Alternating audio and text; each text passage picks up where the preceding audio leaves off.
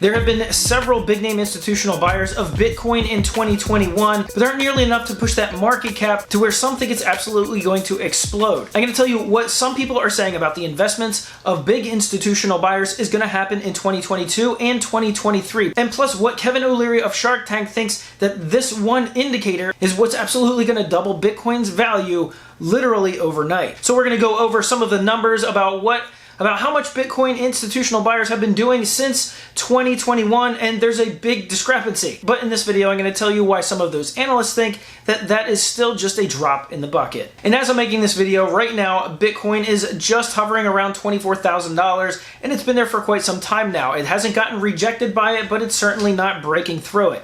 I'm going to talk about what the next price leg up is for Bitcoin as well as for XRP, because there are some big resistance levels coming up. However, there is another analysis that I just read that said forget 28,000, forget 30,000.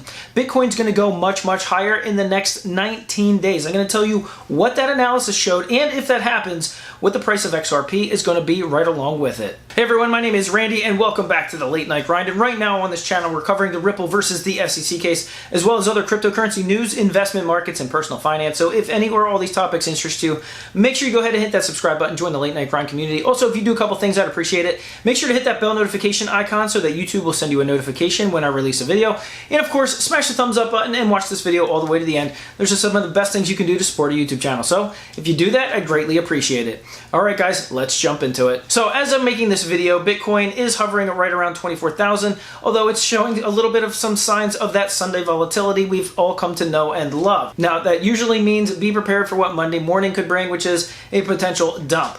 But nonetheless, I'm going to be talking about some analysis, some technical analysis, as well as some long-term analysis on what Bitcoin is going to be doing. Now, from the short-term perspective, there are some technical analysts that I watch, several day traders that I watch, and what they are indicating for Bitcoin regarding these price levels is that 28 to 30,000 is the next leg up if the volume is there that could actually push that price upward, because there's very little resistance between about 24,600 and that $28 to $30,000 level. Now, I've pointed out in several of my other videos that XRP kind of has that same flavor. It will absolutely shoot upwards. Right now, it needs to get above that 44-cent level, which is a big resistance level. In fact, pretty much everywhere from 40 to 40 cents is a big resistance level for XRP. It actually touched 41 cents last night and dropped back down into that 39.9 cent range as I'm recording this video. So I wanted to talk about something, because there was an analysis that showed where one technical analysis said, you know what, you guys can forget this $30,000 level. If Bitcoin actually continues this next leg up, it's going to blow right past $30,000. And not only is it going to do it in not just 2 months like you guys are saying, it's actually going to happen in the next 19 days. So I'm putting a little bit of a countdown on this prediction because what his analysis showed was actually technically spot on. And that Bitcoin could absolutely have a run-up of 35 to 40,000 if there's enough FOMO and, of course, enough volume to actually push it there. From a technical perspective, and some of the pattern day traders also back up that assertion. So in the next 3 weeks, are we going to be looking at a $35,000 to $40,000 Bitcoin? That's kind of a tall order in my book, but hey, nothing's out of the realm of possibility in the cryptocurrency world. So what I've been doing is looking at what the price of XRP could be if in fact Bitcoin does go on that run.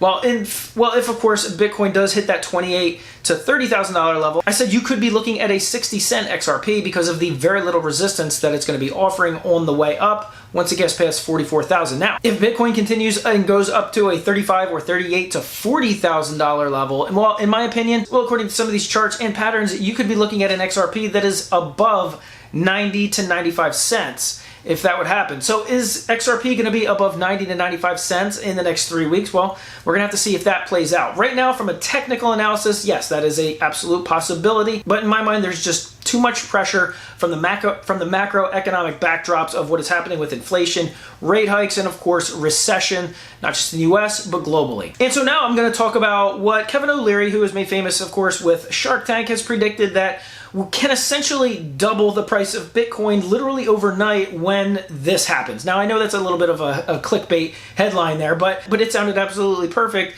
when I was reading when I was reading the interview that he was actually giving. Now, this interview, along with another article that was published on Crypto Potato, is talking about the institutional buying habits of Bitcoin over the years. Now, last year we had some major institutional buying. Of course, you had Elon Musk and Tesla and SpaceX all jumping in and buying Bitcoin. Of course, we have MicroStrategy continuing to add to their holdings, and those are some of the big names that made headlines, of course. But there are some smaller companies and smaller institutions that are, of course, buying Bitcoin as well. However, the article on Crypto Potato was pointing to the fact that that is really just a drop in the bucket because Binance actually put out an estimate that said there's about $6 billion worth of Bitcoin being held by institutions. That's a very small number. CoinShares put out basically the same information, but they said, no, it's a lot higher. It's about 70 billion if you include some of these blockchain-based companies that are actually holding Bitcoin. But nonetheless, he said that's really just a drop in the bucket compared to the total market cap of Bitcoin and even to the crypto space. Because he said right now there's a lot of institutions holding off on adding Bitcoin to their balance sheets, one, because of the price volatility, number two, because of the regulatory clarity or lack thereof, especially in the United States, that's not helping the matters. So he said institutional buying compared to the retail purchasing or even the independent whales that are purchasing, it's really just a very small fraction. So what is going to cause those companies to actually allow Bitcoin to be added to their balance sheets? Because there's a few indicators that say once that capitulation happens, and there are a lot of people saying it will happen eventually, he said that's when you're going to see Bitcoin being allocated into pension funds, retirement funds, insurance programs, mutual funds, hedge funds, and all the different sovereign wealth funds. And he said once that happens, you're going to see those institutional buyers attempt to try to snatch up about 90% of the Bitcoin that's actually out there. And if that happens, what's the remaining 10% that retail actually holds? What is that going to be worth once institutions go ahead and snatch up all the rest of that Bitcoin? And that's a good question, because that's what some people, like Kathy Wood, for example, of ARK Invest, who says Bitcoin's going to be worth $500,000. Of course, some say it's going to be worth $1 million or $5 million in the coming years. Michael Saylor says it's going to be worth $5 to $10 million in the next 10 to 20 years. Now, all that's some very bullish speculation, and I'm going to add to that because Kevin O'Leary in an interview was talking about basically the institutional buying and why they're not exactly buying Bitcoin right now, but he says that is why he's buying the dip this year, because there isn't institutional buying right now. Now, because he likes to get ahead of the curve, he is buying the dip, anticipating that some of the things like I mentioned, that pension funds, retirement funds, and all of the different wealth funds are going to start to add Bitcoin onto their balance sheets. And he thinks it's going to be very soon. In fact, his prediction was that January and February of 2023, you're going to start to see that happen, and that flip or that reverse course that could absolutely send Bitcoin skyward is going to start to happen. Now, he did back it up and say that might be a very bullish position to have, but nonetheless, those are his thoughts. So right now you have hedge funds, banks, all these institutions basically doing their math equations and trying to figure out things like liquidity versus a trade that fits their risk aversion profile and seeing if those numbers match up. But in my opinion, those people are human beings too, and FOMO can absolutely kick in because all it takes is one or two dominoes to fall for the rest of those institutions to actually jump in. And in fact, one of those is already starting to happen. Fidelity just announced in April. Fidelity, who manages about $4.5 trillion worth of assets under management, they've recently said that at the end of this year, at the end of 2022, they're going to be allowing their clients to add Bitcoin to their retirement portfolios. And not only that, they actually went on a hiring spree. They added about 200 new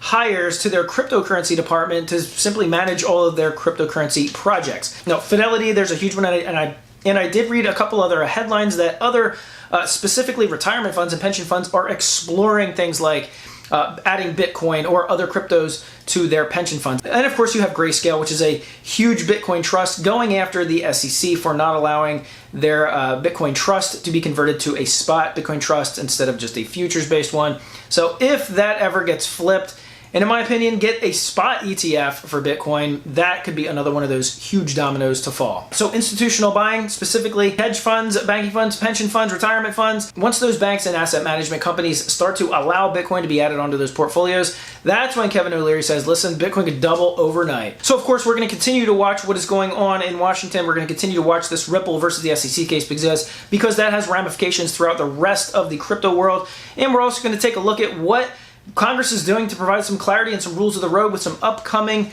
regulation with some upcoming bills that are going to be voted on that would essentially take some of the power away from the SEC and give it to the CFTC to regulate and manage the crypto world, which in my opinion would be a much, much better option. But let me know in the comment section down below what you guys think. And if you are new to the channel, I would ask that you would please consider subscribing to the Late Night Grind community. We are closing in on 100,000 subscribers. That would mean the absolute world to me if we could reach that milestone.